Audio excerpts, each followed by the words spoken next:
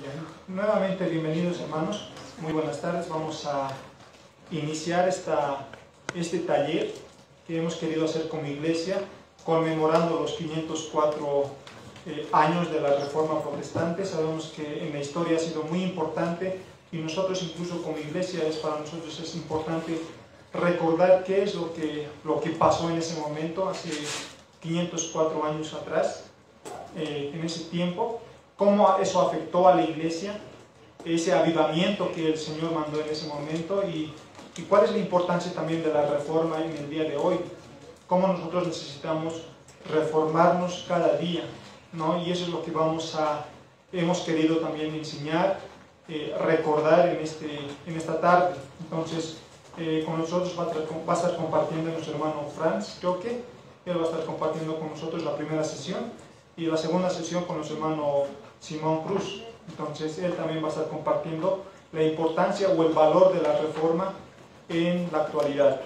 Entonces hemos querido titular a todo este taller, este tiempo, esa celebración y el valor de la reforma, tanto el ayer como el de hoy. Entonces, hermanos, vamos a ponernos en pie, vamos a encomendar al Señor este tiempo para que aún en esta situación, recordar este evento histórico importante en la historia de la iglesia, sea también un tiempo para glorificar al Señor. Ese es el propósito principal por el que hombres se levantaron en su momento y nosotros ahora también queremos recordar y exaltar al Señor. Voy a invitar al pastor Gabriel. El pastor Gabriel va a orar. Por favor, pastor Gabriel, si podría pasar. Él va a estar orando por este tiempo que vamos a tener.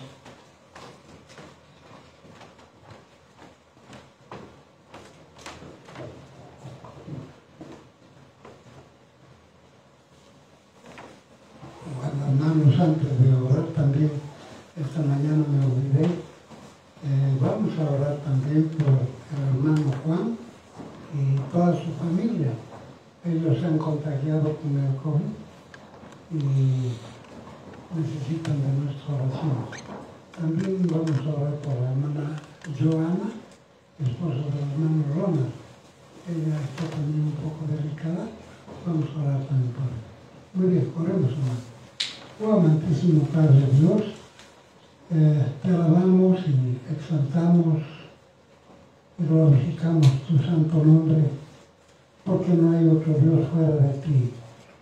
Un Dios santo, un Dios justo, pero a la vez también un Dios lleno de amor, de gracia y de misericordia. Señor, pues en esta tarde acudimos a ti para rogarte y pedirte que tú, Señor, nos guíes en este servicio que rendimos a tu nombre, recordando, Señor, aquella fecha tan importante. Sabemos, Señor, que todos los acontecimientos desde el principio de la creación siempre, Señor, han estado bajo tu conocimiento. Aún, Señor, los momentos malos, cuando los hombres se han apartado de ti, tú has estado ahí, Señor. Y tú mismo has estado orando para que también ellos puedan volverse a ti.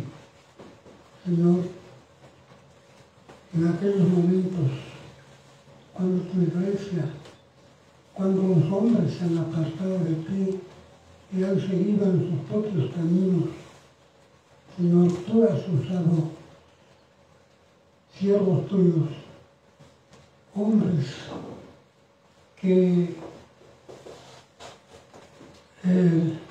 vinieron a ti, Señor, y buscaron el volver a tu palabra. Y esa fue, Señor, cuando Martín Lutero vio las injusticias y cómo el clero, los sacerdotes se habían apartado completamente de ti.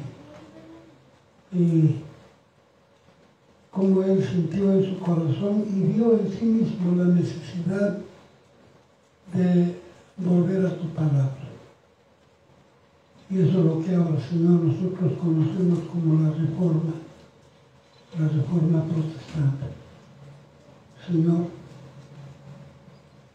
ahora, después de haber transcurrido tantos siglos, y aún este tiempo, Señor, nos damos cuenta y vemos, Señor, la gran necesidad otra vez de volver a tu palabra. Porque no solamente que los hombres inconversos se han alejado de ti y han dejado que el pecado cada vez más abunde, sino también, Señor, tu iglesia, los creyentes, necesitamos, Señor, volvernos a tu palabra y creer, Señor, tal como tú nos has dejado, pero no solamente creer, sino también aplicar en nuestras propias vidas, Señor. Te rogamos, Señor, que este tiempo tú puedas mostrarnos y enseñarnos a través de tu palabra lo que realmente, Señor, necesitamos y necesita, Señor, la humanidad toda. Señor, en esta tarde también queremos rogarte, Señor, por nuestros hermanos, en esta ocasión especialmente, Señor, por nuestro hermano Juan, su esposa, sus hijos, que han sido contagiados con esta pandemia. Señor, confiamos en ti. Estamos seguros, Señor, que tú muy pronto vas a recuperar, Señor, su salud como testimonio de tu nombre. Porque entonces, Señor, siempre estaremos, Señor, prestos para exaltar y glorificar tu nombre. Porque todo, Señor, es tu obra. Porque toda nuestra vida, Señor, está en tus manos. Lo mismo te pido, Señor, por mi hermana Joana. Tú conoces, Señor, el estado de su salud y el mal que ella está confrontando. Pero sabemos, Señor, que ella es tu hija y está en tus manos. Te ruego, Señor, que tú obras, Señor, de una manera poderosa y que también, Señor, tú puedas sanar, Señor, su dolor, el mal que le está sufriendo. Siempre confiamos en ti, porque en muchas ocasiones, Señor, tú nos has mostrado que tú eres fiel, Señor, para con tus hijos, porque tú eres nuestro Padre, un Padre perfecto, que conoce y vela por cada uno de nosotros. Por eso, Señor, encomendamos en tus manos. Gracias, Señor, por cada uno de mis hermanos que están presentes aquí y te pido, Señor, que tú bendigas. En el nombre de tu Hijo, nuestro Señor Jesucristo. Amén.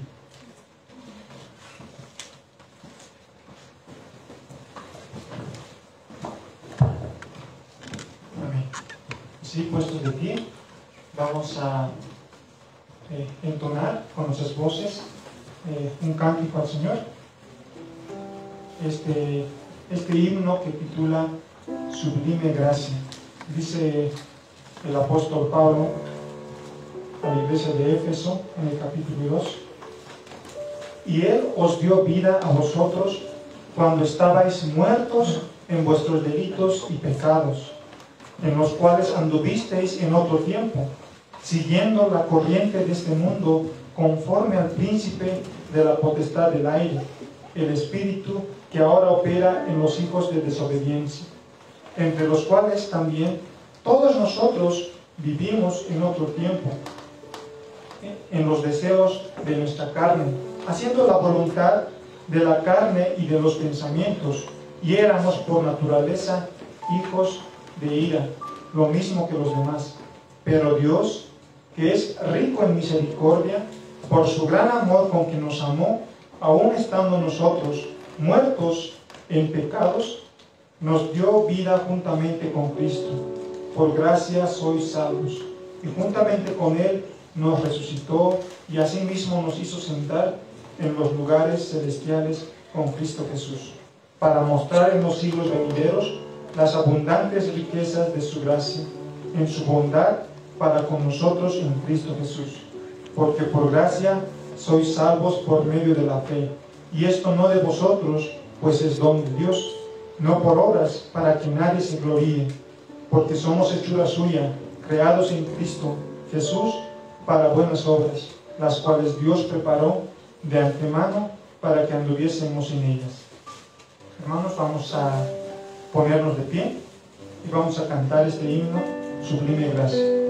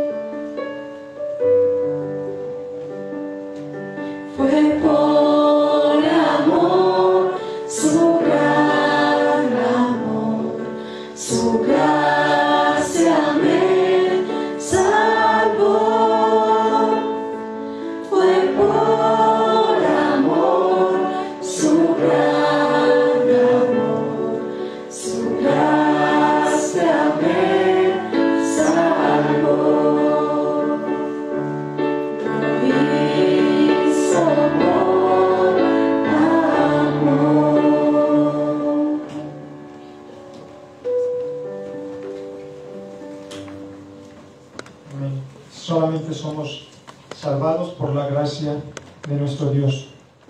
Dice el autor de Hebreos, para introducir este cántico, en el capítulo 1 de Hebreos dice: Dios, habiendo hablado muchas veces y de muchas maneras en otro tiempo a los padres por los profetas, en estos postreros días nos ha hablado por el Hijo, a quien constituyó heredero de todo y por quien asimismo hizo el universo, el cual, siendo el resplandor de su gloria y la imagen misma de su sustancia, y quien sustenta todas las cosas con la palabra de su poder, habiendo efectuado la purificación de nuestros pecados por medio de sí mismo, se sentó a la diestra de la majestad en las alturas, hecho tanto superior a los ángeles, cuanto heredó más excelente nombre que ellos.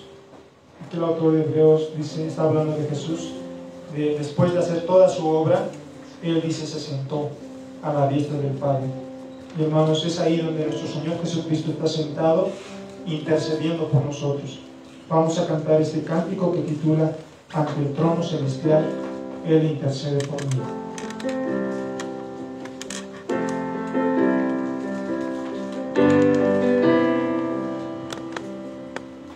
Ante el trono celestial, Él intercede hoy por mí.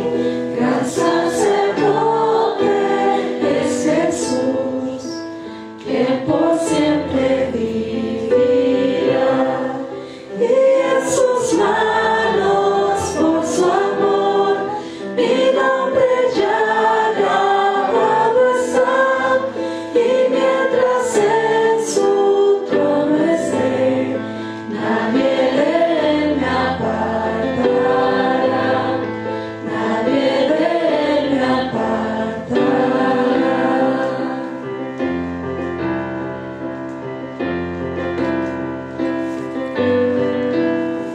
Cuando he caído en tentación y al sentir condenación, al ver al cielo encontraré al inocente que murió, y por su muerte el Salvador ya mi pecado perdonó, pues Dios el justo aceptó su sacrificio hecho por mí, su sacrificio hecho por mí.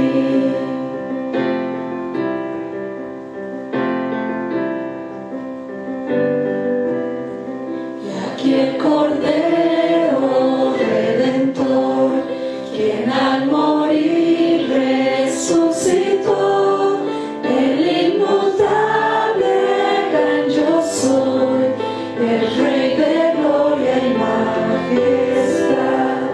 Unido a él no moriré, pues con su sangre me compró, mi vida escondida está en Cristo Dios mi Salvador, en Cristo Dios mi Salvador.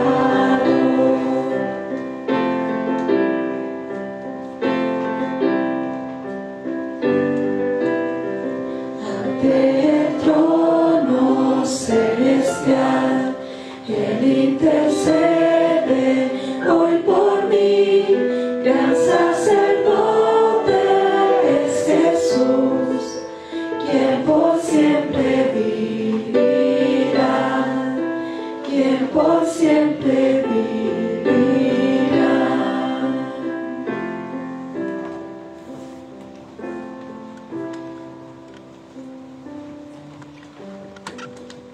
Dice el salmista, Salmo de David, en el capítulo 3, Salmo de David cuando huía de delante de Absalón su hijo. Oh Jehová, cuántos se han multiplicado mis adversarios, muchos son los que se levantan contra mí, mi gloria y el que levanta mi cabeza. Perdón, dice otra vez, Oh Jehová, cuántos se han multiplicado mis adversarios. Muchos son los que se levantan contra mí, muchos son los que dicen de mí, no hay para él salvación en Dios, Selah. Mas tú, Jehová, eres escudo alrededor de mí, mi gloria y el que levanta mi cabeza. Con mi voz clamé a Jehová, y él me respondió desde su monte santo, Selah. Yo me acosté y dormí, y desperté porque Jehová me sustentaba. No temeré a 10 millares de gente que pusieren sitio contra mí. Levántate, Jehová, sálvame, Dios mío, porque tú heriste a todos mis enemigos en la mejilla, los dientes de los perversos quebrantaste. La salvación es de Jehová, sobre tu pueblo sea tu bendición, Selah. Vamos a entonar este cántico que titula La salvación es del Señor.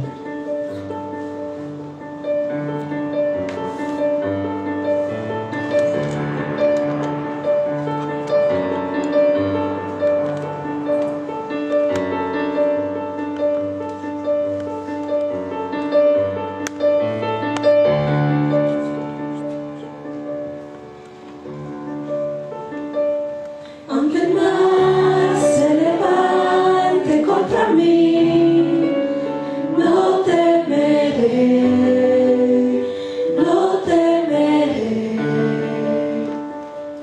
Y aunque vea mi carne perecer, no temeré, no temeré. Si al sufrir se conmueve mi fe, no temeré, no temeré. Y diré al Señor, refugio mío, mi fortaleza, tu nombre bendeciré en todo tiempo, en ti confiaré. Escudo alrededor de mí, no temeré.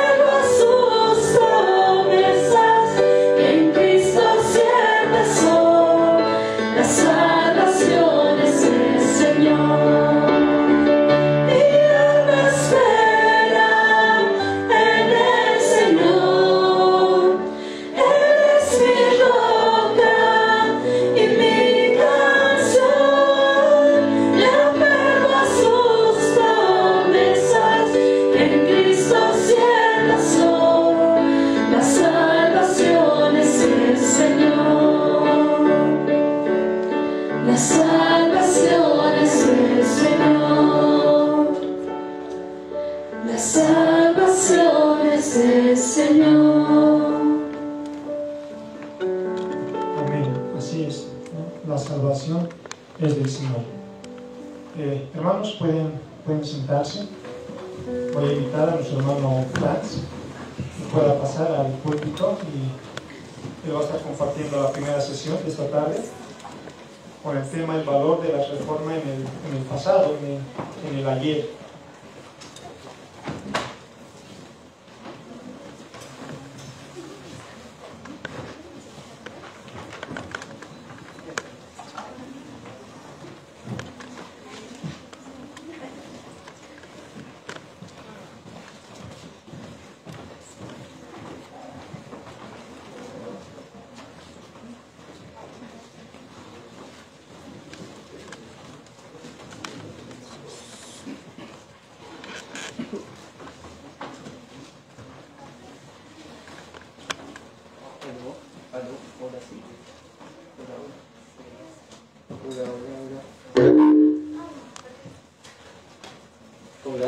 Hola, sí.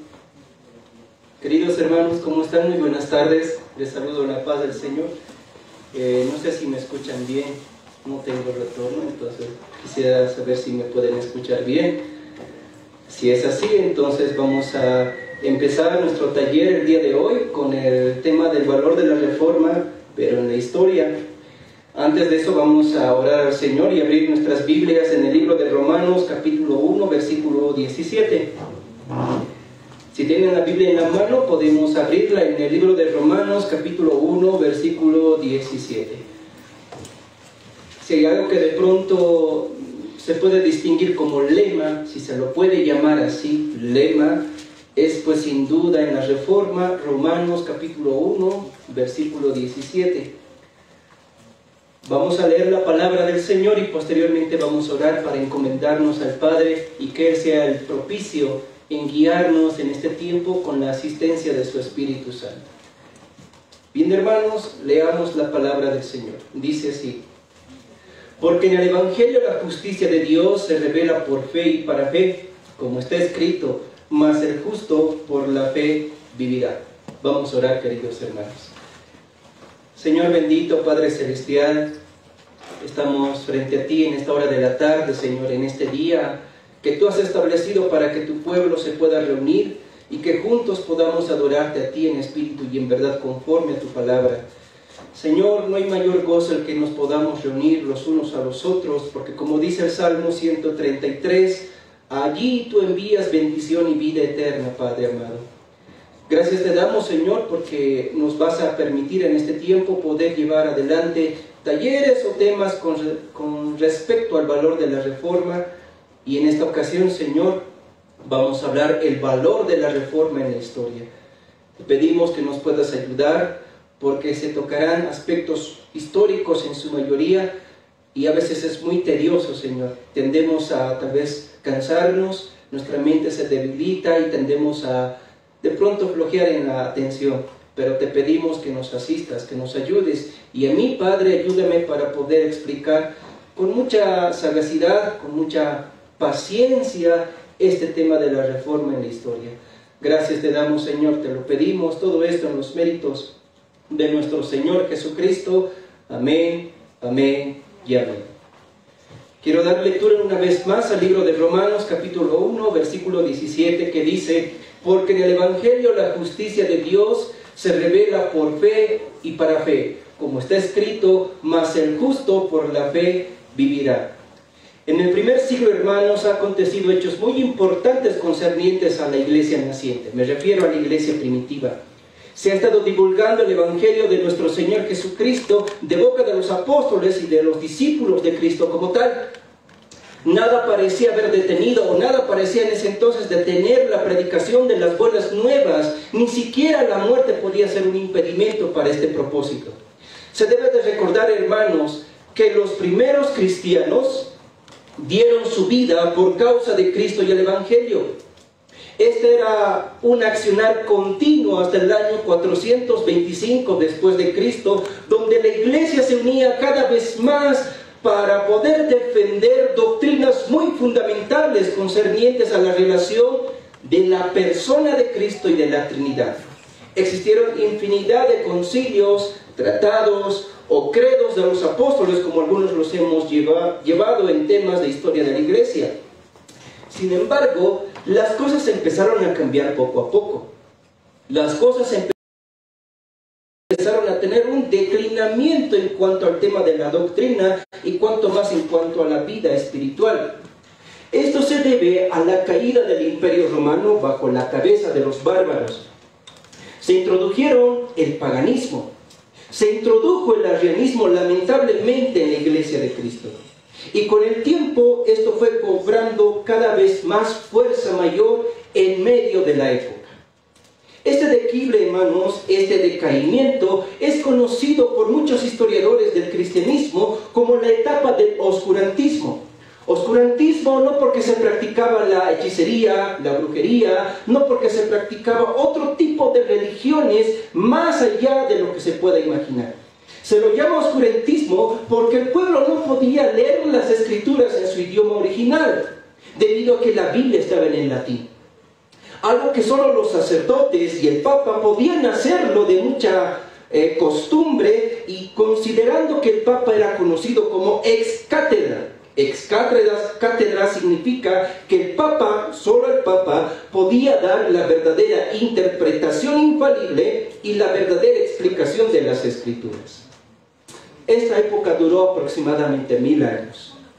Y fue una época donde no se veía un levantamiento de la iglesia cristiana. Sin embargo, con ello, no debemos de negar que Dios haya obrado en la vida de su pueblo.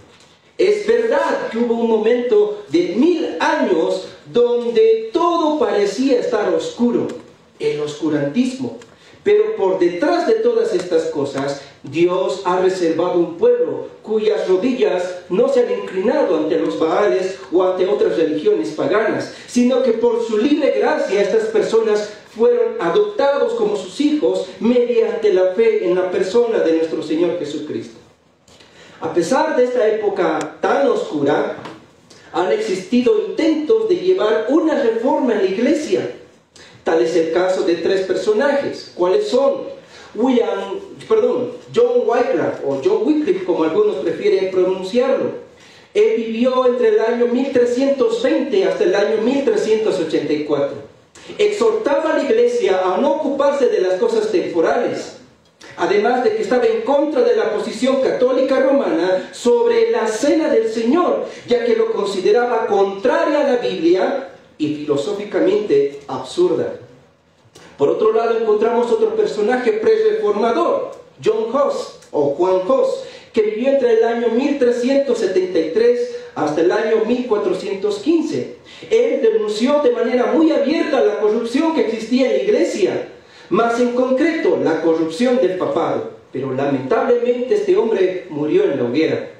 No podríamos faltar al mencionar a nuestro siguiente pre-reformador de la región de Florencia en Italia, Jerónimo Savonarola, que vivió entre el año 1452 hasta el año 1498. Fue un predicador apasionado cuya denuncia fue ir en contra de las costumbres paganas. Se dice que en aquel tiempo en Florencia los pobladores, las familias, tenían ocultas en sus hogares libros de hechicería. Tenían ocultos en sus casas libros de diversión, libros de oscurantismo, de magia. Tal grado fue la pasión de predicación de este joven Jerónimo Savonarola, que al predicar sus sermones, las familias enteras de Florencia cada vez más se llegaban al Señor Jesucristo por medio de la fe y se arrepentían de sus pecados. A tal grado que hubo un momento donde cada familia sacaba su libro de hechicería, de magia o de diversión, hicieron una gran montaña de libros de magia y al instante lo quemaron. Y mientras esta montaña de libros ardía, la iglesia en ese entonces, rodeada de muchos pobladores cristianos ya en esa época, cantaban alabanzas al Señor. Pero esto no duró mucho. Jerónimo murió quemado. Al parecer, hubieron muchos intentos de reformar la iglesia, tanto en la moral como en la doctrina, como en denunciar diferentes aspectos de la iglesia corrupta en cuanto a la católica romana se refiere. Pero si tuviéramos que mencionar el estado religioso de aquel entonces, quiero citar y quiero leer a un historiador. Este es un historiador católico conservador llamado el cardenal Eger Notterdan. que decía lo siguiente sobre la época espiritual de aquel entonces. Él decía: así como la residencia en Abigón, el aumento de las cargas eclesiásticas y reservaciones, la gran cisma del occidente y por último las faltas y hierros de algunos pontífices habían debilitado en gran manera el respeto de la Santa Sede, de la manera que fue decreciendo el respeto hacia los representantes de la jerarquía. Muchos obispos, en particular los alemanes, hacían vidas ségregas, olvidaban sus deberes pastorales, infringían con frecuencia el deber de la residencia, eran dados al boato y al lucro, y a veces aún viciosos, y se continuaban cometiendo abusos en la provisión de cargos eclesiásticos. Sin duda, esta referencia nos muestra el declive de las autoridades eclesiásticas de aquel tiempo. Pero ¿qué pasa con respecto a la vida del pueblo? Este mismo autor dice: con la decadencia de la autoridad eclesiástica se había introducido un nuevo pueblo al cristianismo de la antigua rudeza de costumbres que hacía sobremanera difícil dominar las pasiones, que a veces estallaban con irreversible violencia. En este periodo tomó gran incremento la superstición bajo las diversas formas. Así es que los astrólogos, agoreros y adivinos encontraban favorable acogida, lo mismo que los palacios de los grandes en que las chozas de los campesinos. Las cruzadas y los musulmanes, españoles obviamente, introdujeron en Europa el uso de amuletos, de talismanes, así como la creencia en la virtud milagrosa de ciertas piedras preciosas en la magia y en la astrología, la alquimia y la nigromancia que los judíos sacarrenos cultivaban en el mismo entusiasmo que las demás nobles ciencias. Hallábase muy generalizada la creencia que de los hombres pueden mantenerse tratos con espíritus malignos, por cuyo medio llegaban a realizar cosas extraordinarias y sobrenaturales. Así se llegaba a la cosa más natural del mundo, las alianzas con el diablo, una palabra muy gruesa que no la voy a citar, hechas con los demonios, de brujas y de hechiceros. Hermanos, al parecer todos estos intentos de reforma se lo denominan como sueños frustrados. El intento de reformar a la iglesia se quedaba ahí.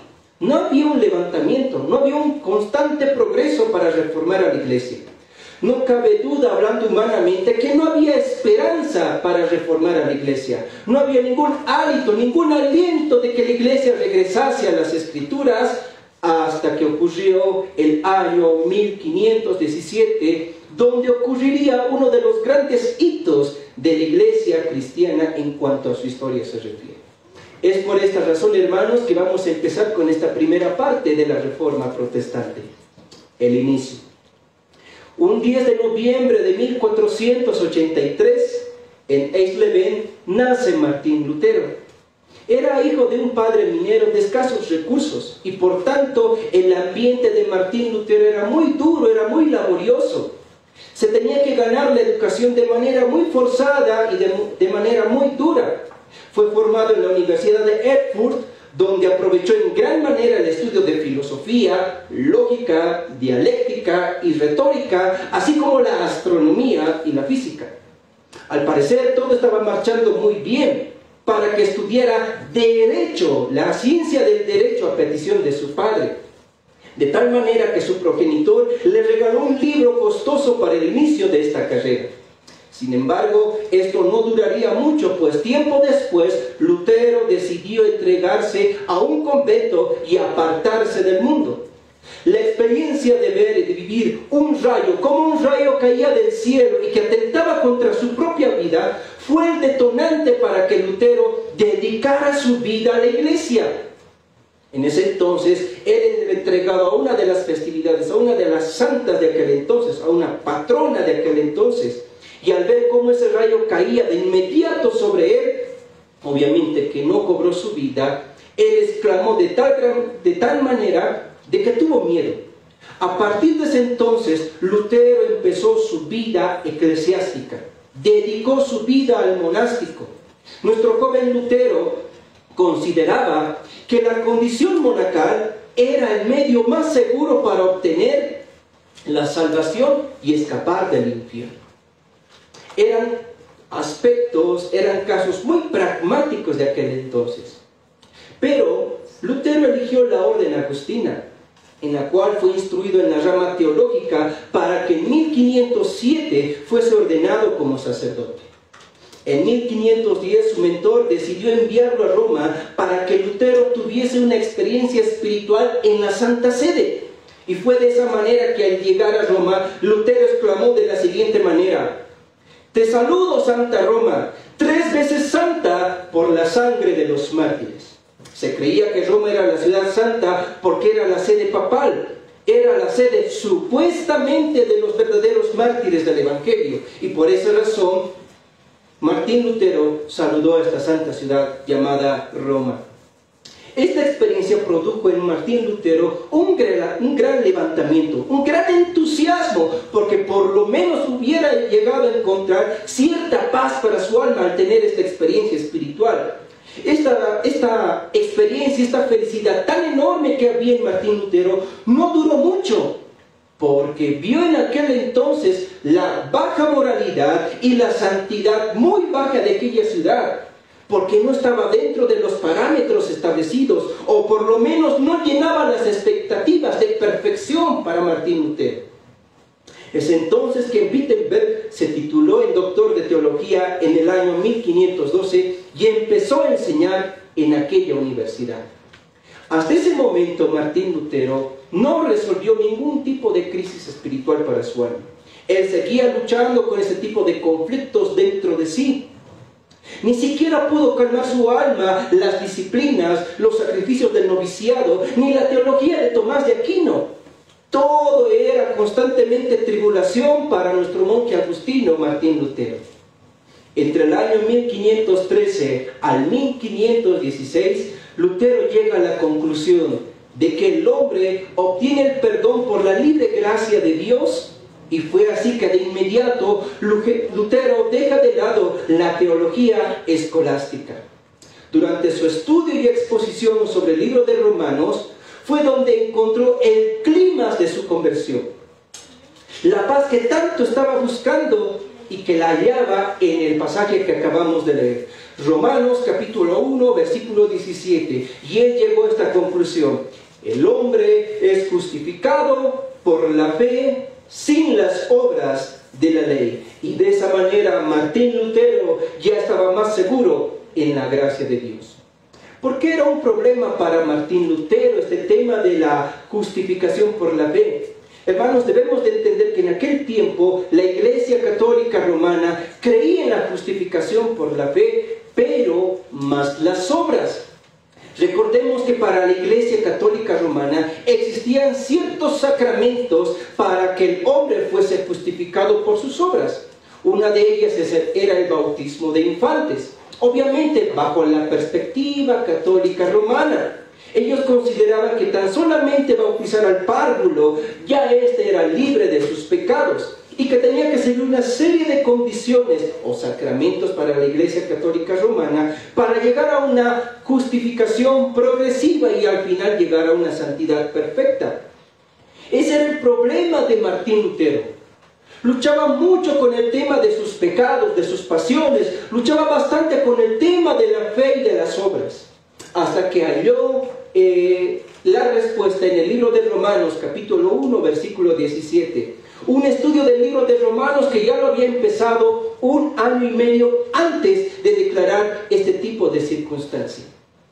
Hermanos, no cabe duda que para la iglesia cristiana de aquel entonces era muy importante, era el baluarte de aquel entonces creer la justificación por la fe sola. De ahí viene sola fide. El inicio de la sola fide empieza con este gran lema, si se lo puede llamar lema: el hombre es justificado por la fe sin las obras de la ley. Hermanos, eso es lo que caracteriza a la iglesia cristiana desde tiempos antiguos hasta la actualidad. Somos considerados justos por la fe en Jesucristo. Somos perdonados de nuestros pecados por la fe en Jesucristo. Tuvo que basarse en un acto legal para que Dios perdonase todos nuestros pecados.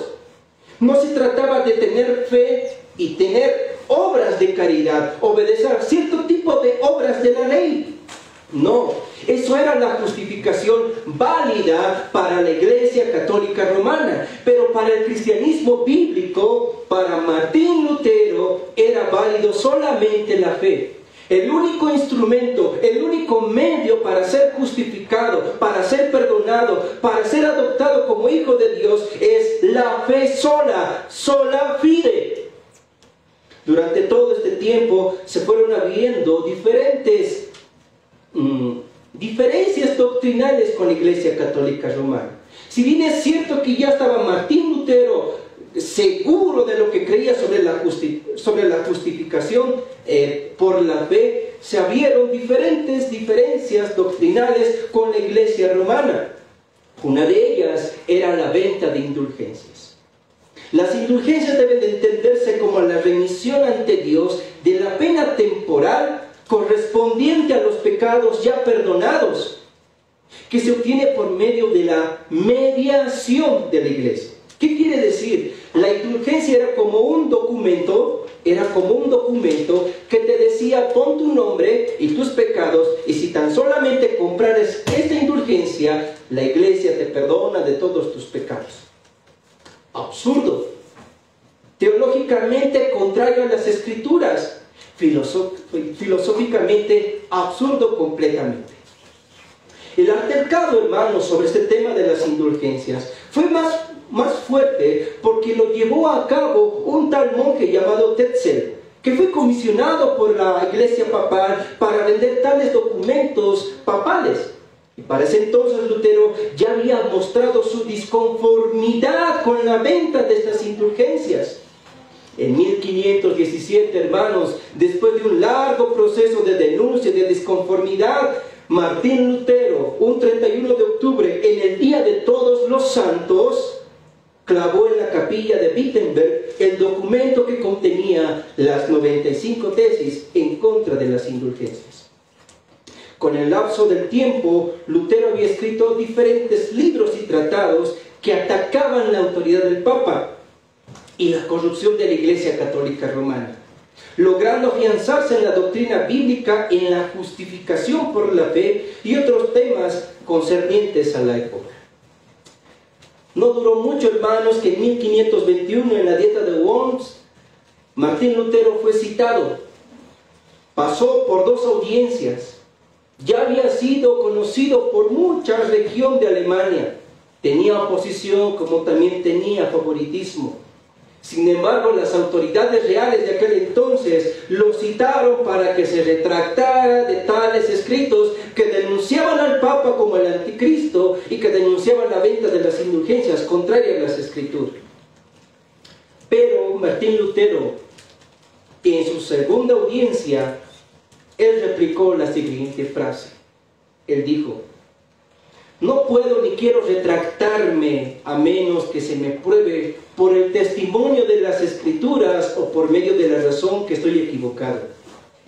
No puedo confiar ni en las decisiones de los concilios ni en la de los papas, porque está bien claro que ellos no solo se han equivocado, sino que se han contradecido entre sí. Mi conciencia, solo mi conciencia, está sujeto a la palabra de Dios. Y no es honrado ni seguro obrar en contra de la propia conciencia. Que Dios me ayude. Amén.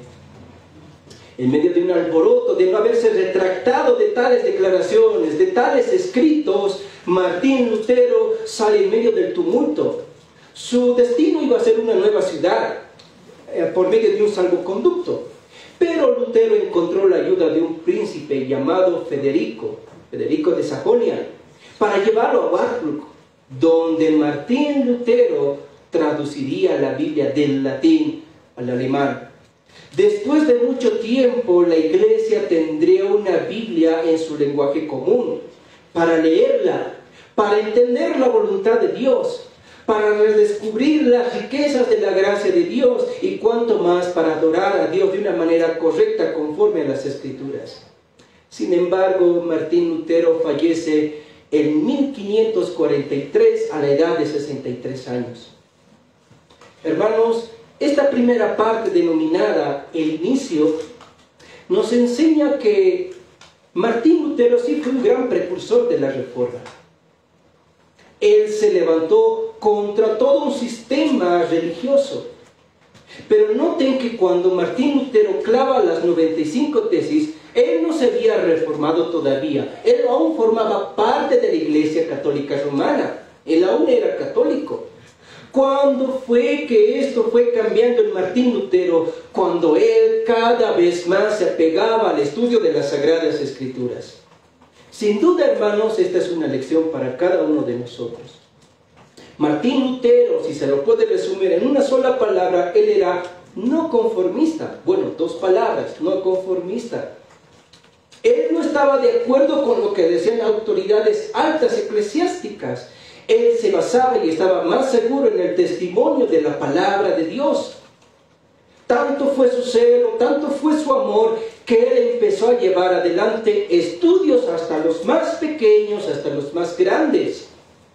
Se dice que en cierta ocasión Martín Lutero, en un cuarto muy pequeño, llevaba el estudio de niños, aproximadamente de 30 a 40 niños. Y todos ellos estudiaban la Biblia de principio a fin. Fue el legado muy importante de Lutero. Para todos nosotros, Martín Lutero no es ningún desconocido. Para todos nosotros, Martín Lutero no es alguien más en la historia. Para todos nosotros, Lutero es un referente de la Reforma protestante. Sin embargo, la pregunta que debemos de hacernos en estos momentos es: ¿la Reforma inició y terminó con Martín Lutero? Porque a veces nosotros vemos la Reforma protestante o escuchamos la Reforma protestante e inmediato viene Martín Lutero. Pero la pregunta es, ¿la Reforma terminó con Martín Lutero? ¿La Reforma se inició y se quedó estancada con Martín Lutero? ¿O con el luteranismo que posteriormente elaboraron la Confesión de Augsburgo en Alemania? No, hermanos. A la par de la vida de Martín Lutero, hubieron diferentes reformas. Hubieron diferentes confesiones de fe reformadas. Podríamos citar a un tal William Tyndale, que tradujo la Biblia del latín al inglés. Podríamos hablar de un hermano en la fe, Guido de Brest, que elaboró la confesión belga.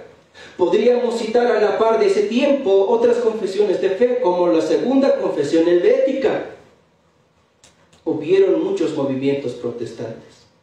Hubieron muchas formas de reforma en aquel entonces. Pero sin duda, el mayor referente para esta época titulada El Inicio es Martín Lutero. Sin embargo, eso no terminaría ahí. El despertar a las doctrinas bíblicas, a los fundamentos de la palabra del Señor, no acabaría en ese entonces.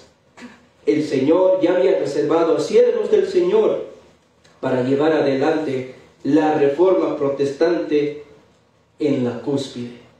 Es por esta razón que en nuestra segunda parte de este taller lo vamos a denominar eso, la cúspide de la Reforma protestante. Antes de la muerte de Martín Lutero, sucederían acontecimientos muy importantes a favor de la Reforma. Pues en Suiza se llevaría una reforma religiosa al frente de un tal Ulrico Zwingli. Pero la cúspide de la Reforma no llegó de manera más trascendental hasta que vino un personaje muy histórico. Me refiero a un predicador, teólogo y pastor de delicada salud. Estoy hablando de Juan Calvino. Juan Calvino nació en Noyon el 1 de julio de 1509. Era hijo de un abogado. Aquí ya tenemos a otro abogado. Si bien es cierto que Martín Lutero también estaba empezando sus estudios de derecho, lo dejó por su vida apasionada para volverse más a agradar a Dios a través de la iglesia, a través de actos de caridad, actos de piedad, como se lo llamaba en aquel entonces. Sin embargo, a diferencia de Lutero, Juan Calvino era un hombre de una familia ya posesionada. Su padre era un abogado que se ocupaba de los asuntos del alto clero del distrito de aquella región. Sin duda alguna, él también tuvo la influencia de su padre para estudiar la abogacía. En aquel entonces, la jurisprudencia, que era un tema de estudio ya en aquel tiempo, se trataba más que todo de interpretar de manera muy minuciosa las leyes y así dar un veredicto como tal. No cabe duda el por qué Juan Calvino hasta el día de hoy es considerado como uno de los grandes exégetas, porque ya desde su vida, digámoslo así, mundanal, ya entendía este tema de la interpretación de leyes. Obtuvo una educación muy refinada, a diferencia de Martín Lutero. Desde su juventud obtuvo la instrucción teológica de la mano de su primer mentor, Mathurin Cordier. Así se llamaba su mentor. Cuando su padre fue excomulgado por negarse a rendir cuentas a la iglesia, Juan Calvino ya había iniciado sus estudios de Derecho en la Universidad de Orleans. Por algunas circunstancias tuvo que huir a París para buscar refugio en Basilea en 1535. Después de un tiempo en Italia, queridos hermanos, Martín Lutero fue a Estrasburgo y en su camino a esa región hizo una breve parada en Ginebra. Hermanos, no ha habido nada más hermoso, hablando en términos humanos, para Juan Calvino el haberse quedado en Ginebra. Ojo que su propósito no era quedarse en Ginebra, su destino era otro. Pero Juan Calvino se quedó en Ginebra gracias a la ayuda que pedía su amigo muy íntimo, Guillermo Farel. ¿Y cuál fue la petición de su querido amigo Guillermo Farel? Reformemos Ginebra. Instruyamos a las familias en la teología. Demos la educación a nuestros niños. Que la religión de ese tiempo sea muy diferente a lo que estamos viviendo. Bueno, prácticamente eso es lo que le dijo Guillermo Farel. Pero Juan Calvino no tardó mucho en aceptar esa propuesta. Fue así que en la región de Ginebra, que es el sur de Francia, Juan Calvino se volvió el profesor de Biblia y Teología. Y adivinen qué, fue el principal pastor de aquella comunidad. ¿Por qué se lo toma como un referente de la cúspide a Juan Calvino? Porque él trató doctrinas muy importantes que para nosotros hasta la fecha son fundamentales. Son doctrinas bíblicas que ninguno de nosotros podemos negarla porque está a la luz del testimonio de la palabra de Dios. ¿Cuáles son estas doctrinas que Juan Calvino sacó a la luz? No porque él se las inventó, sino porque él tuvo que leer los tratados de Martín Lutero, él tuvo que leer los tratados de Tomás de Aquino, tuvo que leer los libros de Agustín de Hipona, que en ese tiempo eran 34, pero había muchos más para ser traducidos.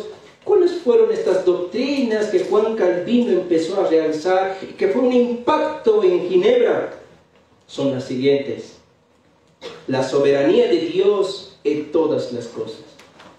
En aquel tiempo el renacentismo había ganado mucha popularidad o mucho auge.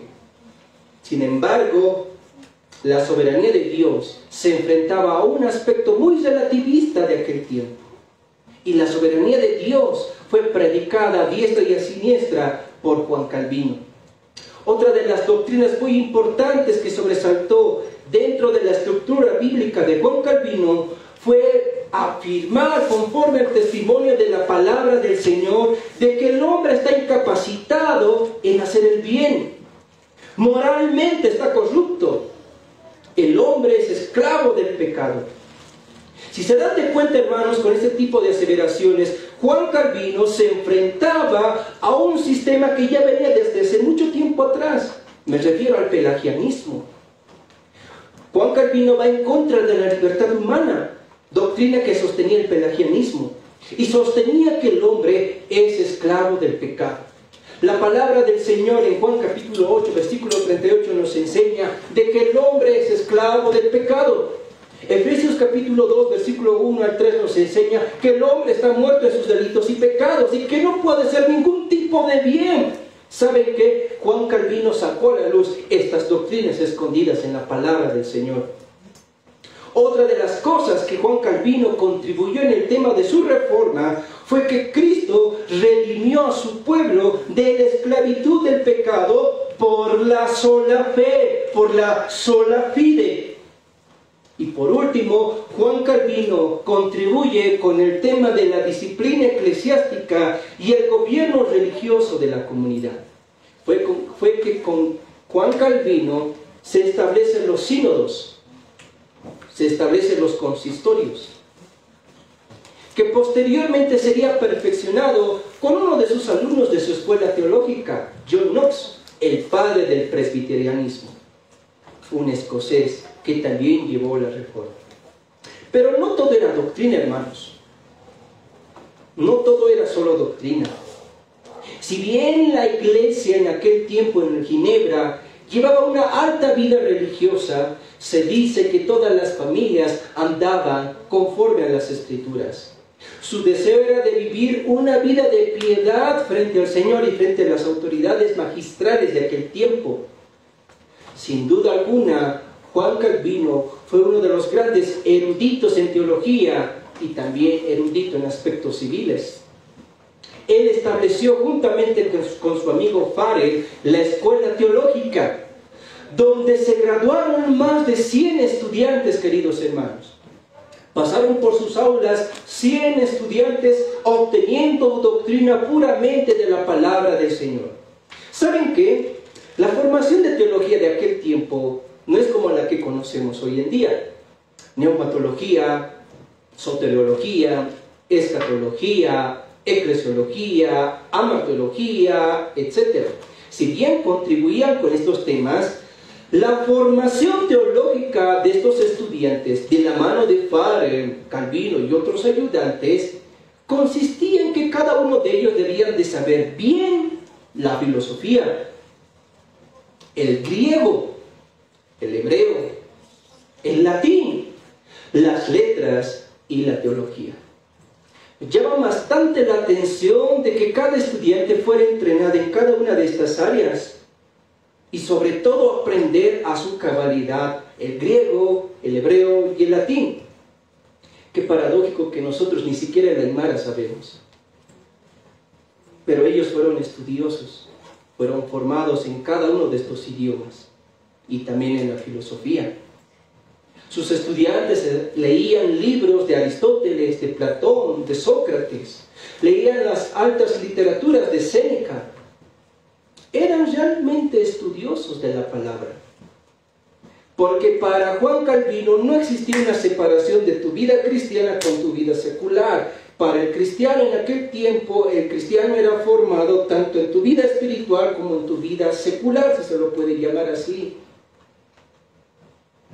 Eran completamente entrenados en teología y en todas las ramas.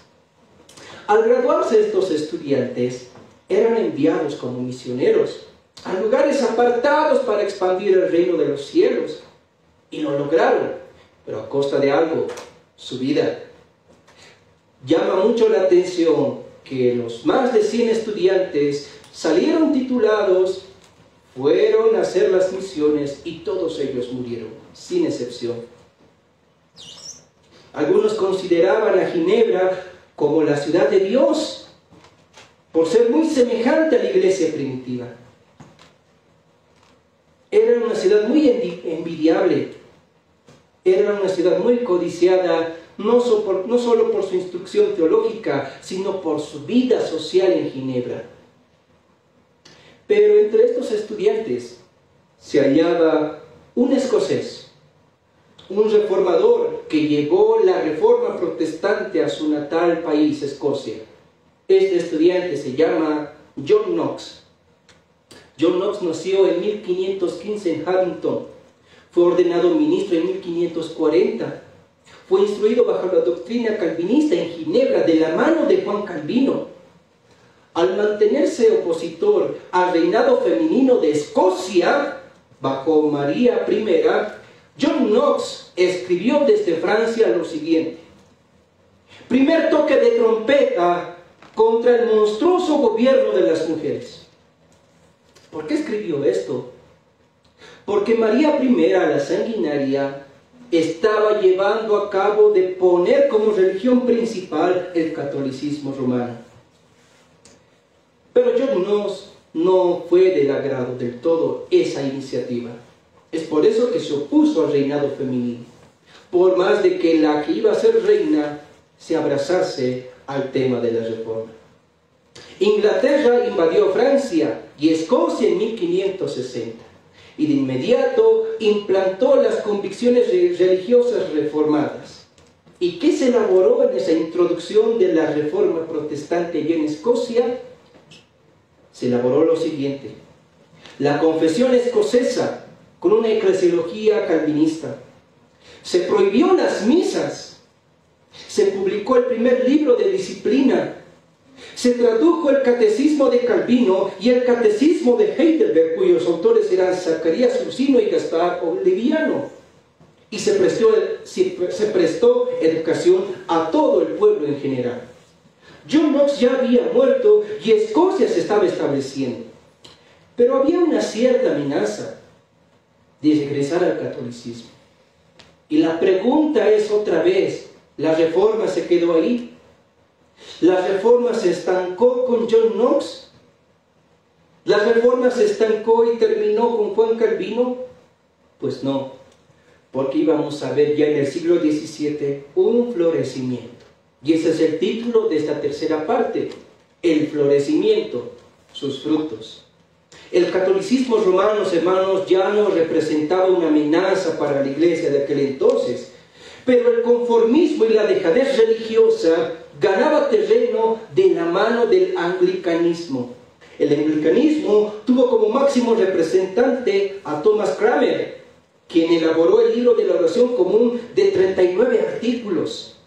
La religión del siglo XVII era intermedia entre el anglicanismo y entre algunos creyentes de aquella época que buscaban la pureza de la iglesia cristiana.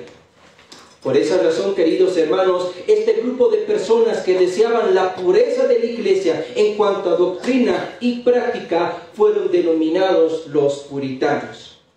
Estos puritanos eran de dos grupos, solo de dos grupos: los presbiterianos y los independientes, ambos con tendencia calvinista. En medio de guerras, de persecuciones y de asesinatos, no conformes con la religión anglicana, se elaboró lo que hasta el día de hoy es la magistral obra de la Reforma Protestante. Se elaboró la Confesión de Fe de Westminster con sus dos catecismos y un libro de disciplina. Hermanos, esta etapa, también denominada como la Segunda Reforma, se caracterizó por lo siguiente: establecer los roles principales en la familia. Para los puritanos era muy importante la familia. Era muy importante de que el varón ejerza su rol conforme a las Escrituras. Era muy importante de que la madre de familia cumpla su labor maternal conforme al llamado de Dios. Era muy importante la obediencia de los hijos hacia los padres. En realidad, para los puritanos, la familia era el núcleo del estudio de la teología. Era el núcleo, era la escuela para futuros teólogos. Y eso no defraudó, porque posteriormente encontraríamos a un John Owen, encontraríamos a un Richard Baxter, encontraríamos a muchos puritanos de la época. Algo que caracterizó al movimiento puritano también fue la crianza de los hijos en la piedad, realzando, escuchen bien, la labor de la mujer en el hogar. Yo me preguntaba al elaborar este bosquejo, ¿qué pensarían los puritanos si vivieran en este pleno siglo XXI? Se encontrarían con un grupo feminista, se encontrarían con un grupo de género, se encontrarían con un grupo de aborto. Y lo que es peor, se encontrarían con cristianas diciendo: está bien el aborto, la mujer no puede ser esclavizada, la mujer no debe estar encerrada en cuatro paredes, no puede estar esclavizada, la mujer ha nacido para ser independiente, para ser empoderada. Me pregunto qué hubieran dicho estos puritanos que ponían mucha importancia en la familia. Sin duda alguna existiría una nueva reforma, porque para ellos la familia era muy importante. El sacerdocio en la familia era bastante importante. La educación de los hijos no la dejaban al Estado. La educación de los hijos no lo dejaban a familiares cercanos. La educación de los hijos era obligatorio para los padres. Se dice que los puritanos entraban a cada hogar para ver y medir la vida espiritual de cada familia. Y cuando encontraban algo normal, exhortaban delante de la iglesia al padre de familia para que éste corrigiese sus actos. ¿Por qué era esto así? Porque para los puritanos, la palabra de Dios realza en gran manera a la familia. Otra de las características de este movimiento puritano que mostró su florecimiento, sus frutos, fue la pureza doctrinal en cuanto a la salvación, en cuanto a la eclesiología y en cuanto a la adoración. Ellos decían, no puede ser de que se adore a Dios dentro de los límites de la Biblia, pero que luego añadan otras cosas más al culto de adoración. Ellos decían, tal adoración es falsa. Es adoración a Satanás, no al Dios de las Escrituras. Lo que hoy en día conocemos como el principio regulador del culto cristiano. Queridos hermanos, para este movimiento puritano del siglo XVII era muy importante la pureza doctrinal en estas tres esferas: la salvación, la iglesia y la adoración. Otra de las cosas que ha caracterizado el movimiento puritano fue el gobierno de Dios por medio de sus dos ministros. Ahora aquí de pronto muchos van a decir, ¿cuáles son esos dos ministros? Para el movimiento puritano, en específico para los presbiterianos, se dicen que los dos ministros son el pastor y el rey. El pastor es un ministro de Dios, ordenado por Dios, para gobernar y sojuzgar en la iglesia. En cuanto al rey, también es ordenado por Dios, dado la autoridad por Dios, para sojuzgar en el Estado. Para los puritanos no existía una división entre la iglesia y el Estado. Ambos eran unos porque el reino de Dios estaba en medio de ellos. No había un reino espiritual y un reino terrenal. El reino de Dios se ve en todas las esferas en este mundo, tanto en la iglesia como en el Estado. Otra de las importancias que le dio el puritanismo fue las misiones, pero también el celo de santificar el día del Señor. Posteriormente existieron otro grupo de puritanos conocido como los bautistas particulares, que se diferenciaban de los independientes como también de los presbiterianos. Ellos sí hacían la división entre la iglesia y el Estado. No podían mezclar estas cosas, pero al igual que estos hermanos bautistas, la reforma se llevó adelante. Encontramos a grandes exponentes de la fe bautista particular de aquel entonces. Benjamín Kinch es uno de ellos. Y fue un gran hombre de Dios, utilizado ya en el seno bautista particular. Queridos hermanos, como ustedes verán, hablar de la historia de la Reforma protestante es amplio. En este taller, en este primer taller, se han obviado muchos detalles en cuanto a la historia de la Reforma. Pero, ¿qué conclusión saco? ¿O qué conclusión sacamos? Hermanos, sin duda alguna, la Reforma fue un movimiento, como dijo nuestro hermano Joel, y comparto ese criterio, fue un avivamiento. Fue un avivamiento que duró por más de un siglo. La Reforma se caracterizó por el deseo de volver a las Escrituras, volviendo a las Escrituras. Solo así se encontraba una reforma, volviendo a las Escrituras. Porque su deseo era apegarse, volver a la palabra de Dios en materia de fe, doctrina y vida cristiana. Ellos tenían en alto grado la sola Escritura, porque en la Biblia solo la palabra de Dios es nuestra norma de fe y de conducta. No había otra cosa más. Cada reformador, desde Lutero hasta los puritanos, se han caracterizado por eso, por volver a las Escrituras, por apegarse más a la palabra del Señor y porque la iglesia sea cada vez más bíblica, pero no conforme a lo que querían o a lo que queremos, sino conforme a la palabra del Señor. No dejaba ningún aspecto doctrinal, ninguna área de la vida cristiana en manos del pueblo. Todo lo dejaban en manos de Dios por medio de su santa palabra. Lo único que ellos hacían era orar al Señor. depender de Dios, y solo así se llevó adelante la Reforma protestante. No encontramos a ningún reformador que dependió de sus propias fuerzas, mas antes cada reformador dependió de Dios a través de la oración, reconociendo que es infalible, reconociendo que es débil, y solo así el Señor pudo utilizarlos. Desde un Martín Lutero en 1517, cuando él ni siquiera estuvo consciente de que esas 95 tesis iban a llegar a trascender a gran parte de Europa, utilizó un Juan Calvino, utilizando una escuela teológica, donde toda esa región de Ginebra fue cristianizada. Ni qué decir de los puritanos, que se han caracterizado por llevar una vida santa conforme a la palabra del Señor. Cada uno de estos reformadores, cada uno de estos grupos reformistas, sin duda alguna pudieron decir: sola Escritura y soli Deo Gloria. Porque el fin de apegarse a la palabra del Señor es darle la gloria a Dios. Ese es el fin de la Reforma, la gloria de Dios. Pero ¿qué aplicación sacamos del valor de la Reforma en la historia? Hermanos, la aplicación más grande, la herencia más grande de la Reforma es: volvamos a la palabra del Señor. Volvamos a las Escrituras. ¿Quieres ver una reforma en tu vida? Vuelve a la palabra del Señor. ¿Quieres una reforma en tu hogar? Vuelve a la palabra del Señor. ¿Quieres una reforma en tu iglesia? Vuelve a la palabra del Señor. ¿Quieres un país reformado? Volvamos a la palabra del Señor. De lo contrario, estaremos viendo las consecuencias de nuestros pecados. Y hoy en día las estamos viviendo. En el tiempo de la Reforma se luchó bastante con las indulgencias, que por un simple documento tú podías obtener el favor de Dios.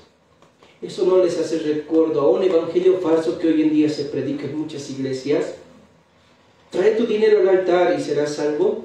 Trae dinero al altar y serás prosperado. ¿No es lo mismo? ¿No es mucha coincidencia? Claro que sí. En el tiempo de la Reforma se confrontó mucho con el conformismo en la liturgia, en el tiempo de la misa. Hoy en día no es algo así, no es algo parecido. Una adoración y un servicio a Dios conforme a una tradición. ¿No creen que hay mucha coincidencia en eso? Pero gracias damos al Señor que Él ha reservado un pueblo para apegarse más a la palabra. Los reformados no solo se llenaron de doctrina, si bien es cierto que tuvieron un gran legado en cuanto a la teología, no solo llenaron sus cerebros de doctrina básica, sino que también se caracterizaron por la piedad cristiana. ¿Necesitamos una nueva reforma? ¿Necesitamos una reforma en pleno siglo XXI? La respuesta es sí. Un pastor presbiteriano entrevistó al pastor Cornelio Segeman y le dijo: ¿necesitamos una nueva reforma?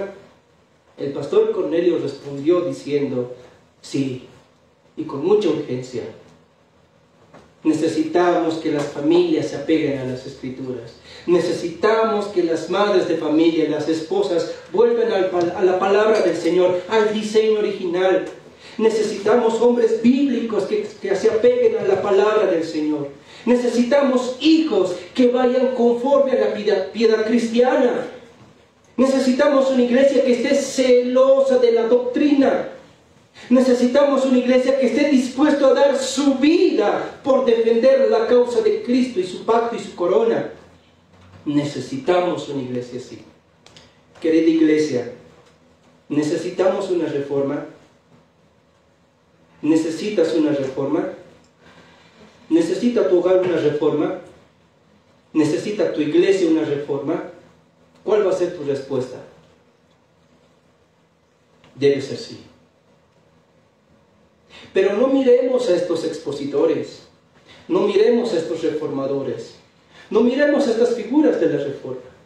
No pretendamos ser un Juan Calvino el día de hoy, no pretendamos ser puritanos el día de hoy, pero sí imitemos algo, su celo por volver a la palabra de Dios.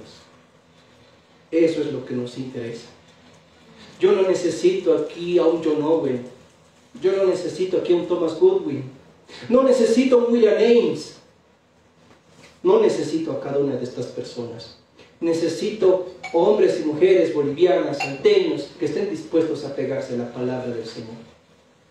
Ese es el valor de la reforma en la historia, apegarse a la palabra del Señor, vivir conforme a la palabra del Señor y dejar claro que todas las cosas son para la gloria de Dios. Queridos hermanos, creo que la aplicación de todas estas cosas es obvia. Vivamos para la gloria de Dios. A veces nos estancamos como una generación que quiere más de la palabra del Señor, pero nos estancamos porque nos animamos y en el proceso nos desanimamos. Nos estancamos porque tenemos muchas iniciativas, pero en el proceso lo dejamos. Tenemos celo por el evangelismo y por las misiones, pero lamentablemente no toda la iglesia está involucrada en eso. ¿Y por qué pasa eso? Porque los afanes de esta tierra nos han ganado en gran manera. Algo que Martín Lutero lo pudo vivir en su tiempo. Pero ¿saben qué, hermanos? Dios ha prometido en su palabra que las puertas del Hades no prevalecerá contra la iglesia. La iglesia será triunfante. La iglesia seguirá su curso conforme a la voluntad de Dios. Y la iglesia cada vez proclamará la gloria de Cristo. Entonces, miremos el pasado para no vivir el pasado, sino para construir un futuro en base a la palabra del Señor. Vamos a orar. Señor amado, Padre bendito, queremos darte gracias por este tiempo que tú nos has dado de poder hablar del valor de la reforma en la historia. Es cierto, Padre, que se ha obviado muchos aspectos históricos en cuanto a lo que se refiere a Martín Lutero, Juan Calvino y los puritanos. Ha habido muchas cosas, porque han sucedido muchas cosas. Pero en medio de todos estos acontecimientos, tú has sido bueno. Porque estos hombres de Dios han dejado una herencia, una base, Señor, cuya base con el tiempo se ha ido desgastando. Padre, si somos nosotros negligentes en pleno siglo XXI, por no apegarnos más a tu palabra, perdónanos, y debe ser contado ante nosotros como pecado, porque estamos obviando tu palabra. Si somos personas, Señor, que nos conformamos con lo que tenemos y no queremos ir más allá para presentar el Evangelio de una manera correcta y apropiada conforme a tu palabra, perdónanos, somos falibles. Pero te pedimos, Señor, que avives una vez más a tu pueblo, que avives una vez más a tu iglesia. Sé que tú has estado en control de todas las cosas que han sucedido. Han pasado infinidad de cosas, circunstancias, doctrinas que han atentado a la salud de tu iglesia. Pero tú has mantenido firme, tú has fortalecido a tu pueblo que aún tiene celo por tu palabra, tu pueblo que aún tiene el celo de darte la gloria a ti, tu pueblo que tiene el deseo de vivir en la piedad, tu pueblo que tiene el deseo de apegarse más a las Escrituras. Que este tema, Señor, de la historia de la Reforma, no sea un año más, celebrado en un 31 de octubre más, pueda ser latente en los 365 días de vida que tú nos das. La Reforma no debe ser celebrado solamente cada año. La Reforma debe llevarse adelante dentro del corazón.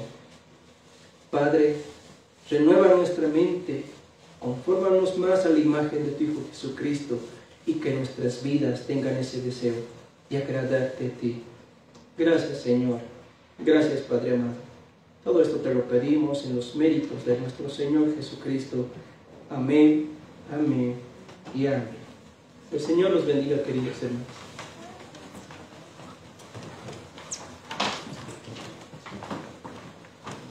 Bueno, hermanos, hemos concluido la primera sesión. Bueno, realmente es importante poder recordar la reforma en el pasado, en qué contexto se ha dado, y podemos ver, ¿no?, que nosotros no queremos ser calvinistas o ser llamados reformados, sino ser bíblicos, ¿no? Y es lo que ellos querían, tanto Lutero como Calvino y otros reformadores Ellos querían ser bíblicos, utilizar a la Biblia como su máxima autoridad.